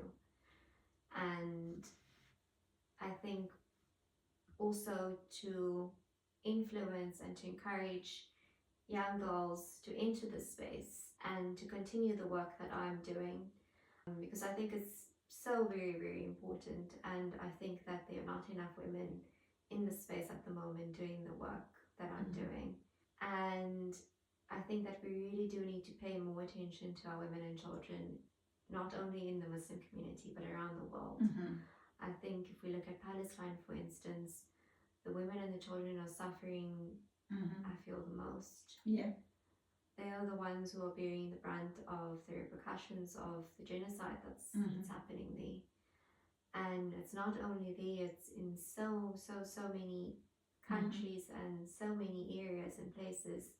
If you look at the Congo, for instance, there are small children that are going into the mines to mine cobalt that are in our iPhones and in the devices that we're using. So the work that I'm doing is actually to change people's lives and to impact it. And if I look at the legacy that I want to leave in my personal life, it's, I think, the work that I'm so passionate about is to build a better future for my children one day, whether they're girls or boys. And I think that the legacy that I want to leave behind in my personal life is that I want to be known as a kind person, I want to be known as a compassionate person, and I want to be known as a helpful person who's always there to give an unconditional helping hand to anybody and everybody. And I think that these are things that I wish we had more of. I wish we had more compassion in our world. I wish we had more kindness. I wish we had more sympathy and just more, I would say, humble experiences with each other. And I feel like that is something that I really try to embody and something that I hope I would leave once I'm gone. I think the one thing that for me I think is really important is, in order for us to be more compassionate, we need to understand. Absolutely. And in order to be understanding, we have to actually listen. not with the need to respond. Just to listen so we can learn. But I think with that, lots of people actually find that challenging because with that comes the ability to sympathize and oftentimes the ability to even empathize. Yes. Which requires a degree of emotional intelligence, which a lot of people lack. Yes. Unfortunately, but it's not because they don't want to or because they're ignorant or because of anything like that, but it's because of life experiences that have inhibited the ability to develop emotional intelligence. So if you've grown up in a household that's possibly emotionally abusive or verbally abusive, your ability to develop emotional intelligence, which will develop your skills of sympathy and even empathy, will become. And that's what I said when I was speaking on stage. I said this. I said I never had compassion when I was growing up. Yeah. So then it's like, how do you know what? So I said when people would come, when I got older, and women would come to me and tell me, oh, they were beaten, and I was like, so what? Yeah. No, exactly. Because it was for me. No. Born with compassion. You're not born with compassion in life. I think if you've grown up in a space where people were very compassionate around you and about you, you learned compassion. Yeah. When you weren't born with that, you don't know what that looks like. So you don't have that feeling of, oh, I feel sorry for you. Because you're going through difficulty at the same time and you're like, I don't know how I'm supposed to feel sorry for you. Yeah. Nobody's feeling sorry for me. Yeah, exactly. Nobody seems to care about me. Why am I supposed to care about me? What makes you special? It's later on when I studied human behavior and understood it that I learned to have that compassion and how to develop it. And like I say, what I found was I could develop it for myself through understanding and listening and becoming a really good listener. Yeah. And to put myself in someone else's situation in my mind. And that's the ability to empathize that many people do not develop in their lifetime. And I think that's what we need. It's a really unique yes. skill that many people don't have. And I think because we don't want to put ourselves in someone else's shoes. Exactly. And I think if we do, we create a level of understanding and we can empathize.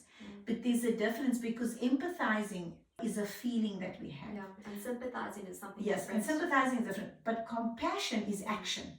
Yeah. Compassion is not quiet. Compassion is not sitting on the sidelines. Compassion is something where we feel it so strongly that it moves us into action. Yeah. That's true compassion. People think you can be compassionate and just say, oh, like, oh, no, that's sympathizing. Oh, is sympathizing. Oh my gosh, imagine that was me. That's empathizing. Yeah. Compassion is let's get out and do something about it. Let's help. Where can we help? How can we make a difference here? And people need to understand that difference. But I absolutely think, Zara, you are doing amazing work. You're doing really important work, and you should never let anything stand in between that. For someone that's in the area where I'm dealing with the ends of the results, I can tell you that we need the systemic changes in that. We need new laws and new guidelines because, like you say, with AI at this point, it's becoming crazy what it can do. Yeah. And if we don't have laws to support this new digital era that we're entering and this new way of life that we're entering, then yes, we're not making it a safe place for children, not for your kids to come. And if we're going to make this difference, it's going to mean you standing firm through the storms, continuing to make your voice heard, no matter who's trying to stop you. You're going to shut down the voice in your head that's questioning whether you should or should not be doing what you're doing. I think know that this work is more important than what anybody might think of you. It's more important than what anybody might say to you. You have got to own this work, and you've got to know that you're not just doing it for you, you're doing it for future generations, you're doing it for our world as a whole. And that it is exceptionally important. I can honestly say this, I've been in some of the most crazy countries and I've seen poverty levels way beyond what we even see in South Africa. And I think this is the problem, is people are limited by the areas they're in. They don't know what's going on in the world. They maybe see a few pictures here and there, but they haven't worked in those areas. I have literally gone into a hole in a road in India where I spent time with a family who lives in the hole in the road, and yet see smiles and joyful faces and all of that. When you see poverty at that level, when you're sitting with children in hospitals that's been so badly sexually molested that they can't even close their legs anymore. That's how badly that their hips are out of place. Everything is.